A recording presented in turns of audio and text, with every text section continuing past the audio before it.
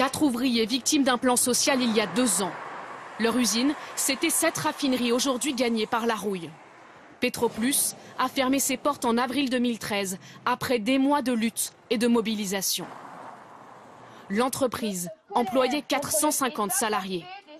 La plupart sont passés par une cellule de reclassement pour espérer trouver un nouvel emploi. Alors que sont-ils devenus? Ont-ils retrouvé un travail? Sur ces photos prises il y a 3 ans, Jean-Louis Voin et Sylvain Roch étaient encore ouvriers. À eux deux, 65 ans passés à la raffinerie avant de changer de vie. Pour ces deux beaux-frères, fini le pétrole et le bleu de travail. Ils ont enfilé leur tablier, délaissé l'or noir pour les galettes de blé. Nous, on a cherché vraiment à s'échapper, entre guillemets, du raffinage et de l'industrie, dans la mesure où on s'est dit, à notre âge, on ne retrouvera personne pour nous embaucher. Grâce à leurs indemnités de licenciement, plus de 100 000 € chacun, ils ont acheté ce restaurant. Alors Jean-Louis t'aura une bergère et une complète.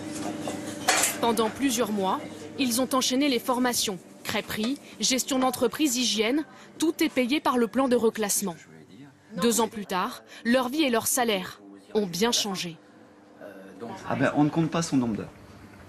On avait l'habitude de faire 35 heures la semaine. Là, maintenant, les 35 heures, on les fait en 3 jours. Lorsque j'étais à la raffinerie, je touchais 2500 € net. Maintenant, je touche 300 € net. D'autres ont dû faire des sacrifices pour retrouver un emploi.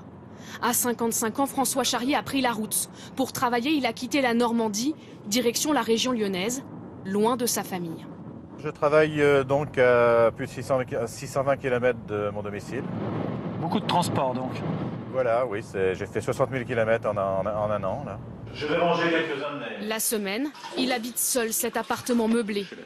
Depuis 18 mois, il est intérimaire pour un groupe pétrolier et enchaîne les missions. Il a fait une croix sur le CDI.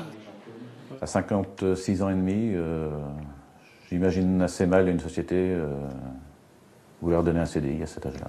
Donc ça signifie quoi pour vous? Contrat d'intérim les uns derrière les autres. Jusqu'à la retraite. Voilà. Comme lui, beaucoup d'anciens salariés ont déménagé.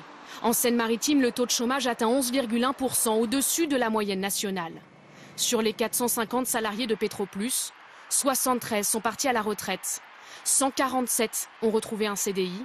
230 sont donc à la recherche d'une solution pérenne. Parmi eux, certains sont au chômage. C'est le cas de Fabrice de Noyel. 8 ans d'ancienneté sur le site. Lui a refusé de prendre les contrats courts.